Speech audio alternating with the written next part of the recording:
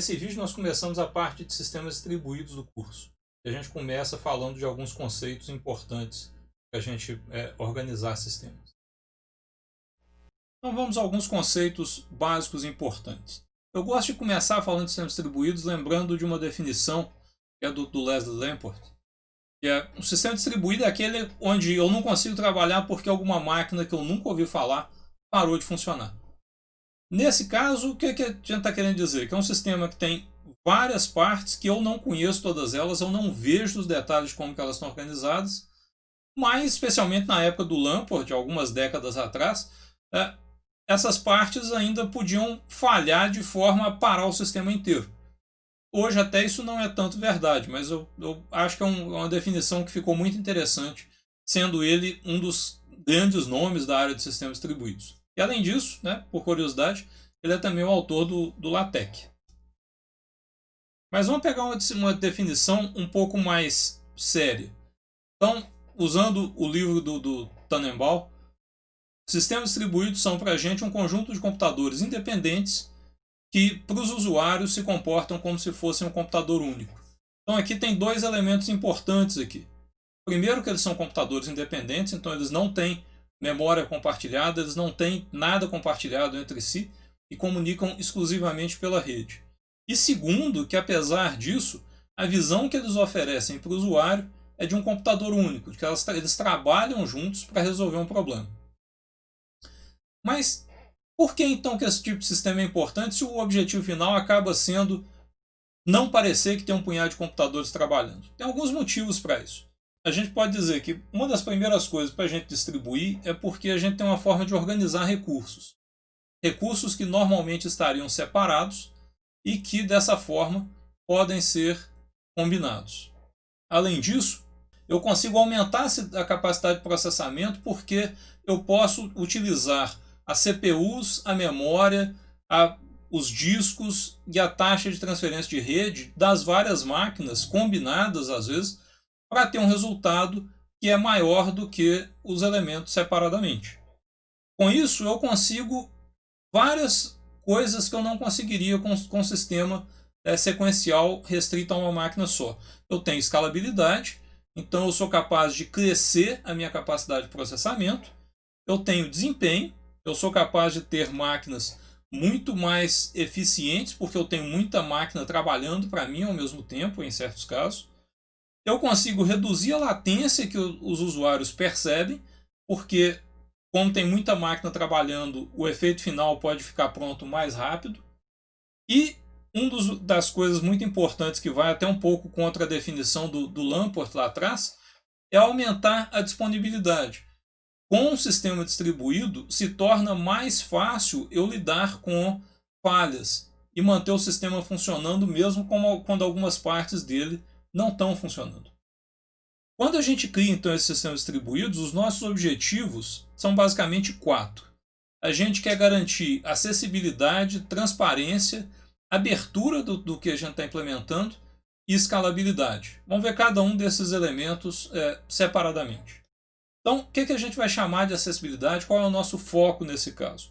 O que eu quero é tornar os recursos disponíveis independente da forma como eles estão definidos. Então, eles vão ser facilmente acessíveis e mesmo se eu tiver dois recursos que têm uma interface um pouco diferente, eu vou ser capaz de usar os dois porque eu tenho acesso a eles. Com isso, eu vou conseguir ter mais economia, porque eu posso usar melhor os recursos que eu tenho. Eu posso criar formas de colaboração entre os vários recursos que eu tenho, que eu não poderia se eu não tivesse um sistema distribuído. E eu posso mesmo criar novos serviços, combinando os recursos que eu tenho de formas inovadoras que não seriam possíveis se eu tivesse um sistema só. O segundo elemento que a gente quer focar é transparência. Então, em transparência, eu quero ser capaz de permitir que o usuário tenha aquela visão de que ele não sabe que tem um punhado de computadores, ele não sabe quais computadores estão participando e ele não precisa de saber disso. Então, eu quero esconder realmente o fato de que o sistema é distribuído para dar uma experiência para o usuário, não só o programador, de que o sistema é simples. Tudo funciona de forma coordenada. Então, eu posso ter transparência de acesso, onde eu não preciso me preocupar em como que eu vou chegar no recurso A ou B. Eu quero ter transparência de localização, então o usuário não precisa saber onde que está a máquina que ele está usando. Eu quero ter transparência de concorrência, então eu quero ser capaz de disparar o problema em várias máquinas ao mesmo tempo e o programador ou o usuário não ter que se preocupar com essa estrutura. Eu quero ter tolerância a falhas, então eu quero ter transparência a falhas. Uma falha vai acontecer e o meu usuário não vai perceber, porque ele vai continuar vendo o sistema funcionando, porque os outros computadores que estão participando do sistema vão ser capazes de suprir a falha desse computador que teve algum problema. Algumas observações importantes que a gente deve fazer com relação à transparência é que o nível de transparência pode variar de caso para caso. Em alguns casos, eu posso ter um sistema onde eu não percebo em nenhum ponto a existência de várias máquinas. Em outros, se eu prestar um pouco mais de atenção, eu vou perceber que eu tenho mais de uma máquina trabalhando. E outro elemento importante é que esses níveis de transparência vão variar, mas dificilmente eu vou ter uma transparência completa. E isso, inclusive, costuma ser algo que não é desejável. Completamente esconder do usuário que ele está num sistema distribuído pode ser ruim, porque ele pode começar a assumir certas coisas que não são verdade naquele sistema que ele está usando.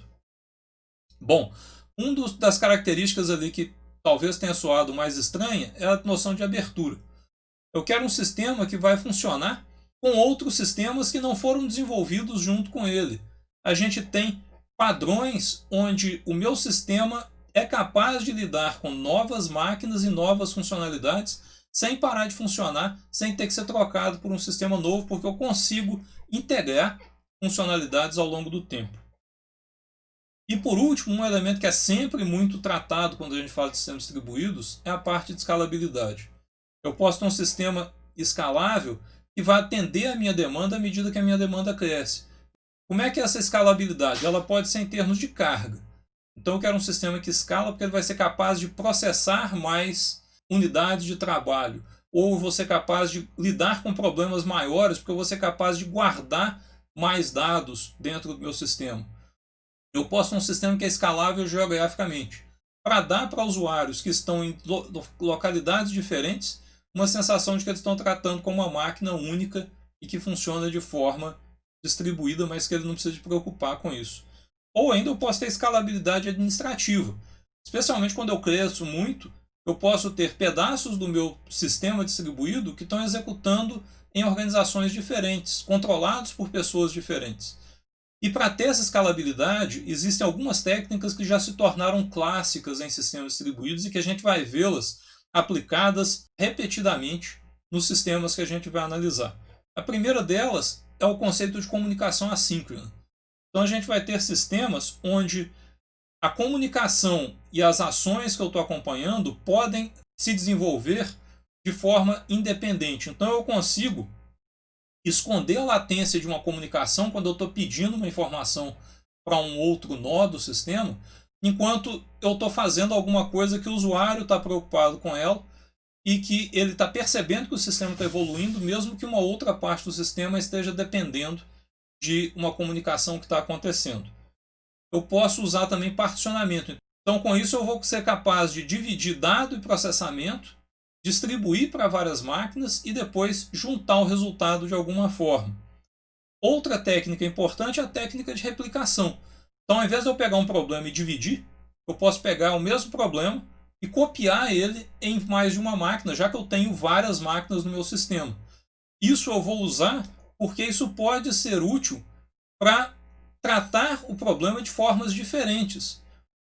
Um exemplo muito bom de um sistema distribuído que tem essas características é o DNS, o Domain Name System, que é o sistema de resolução de nomes da internet. Se eu perguntar para o DNS qual é o endereço IP associado com o nome cerro.dcc.fmg.br, ele me responderia que é a máquina que tem o endereço IP 150.164.448. Por que o DNS é um exemplo muito bom? Ele é altamente escalável, ele é distribuído geograficamente, né? Ele funciona no mundo inteiro.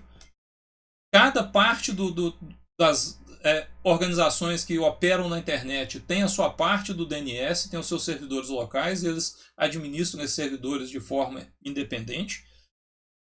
Ele é interoperável, então eu posso escrever novas versões de servidores e clientes de DNS e eles vão funcionar com o sistema que já está funcionando no mundo inteiro.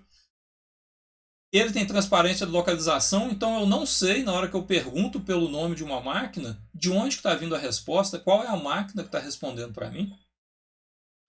E ele é altamente resistente a falhas e ataques.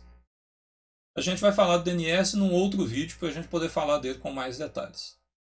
Então, com isso, a gente cobre alguns conceitos importantes iniciais sobre transparência, sobre escalabilidade, técnicas de projeto, que a gente vai ver à medida que a gente for falar de sistemas distribuídos ao longo do restante do curso.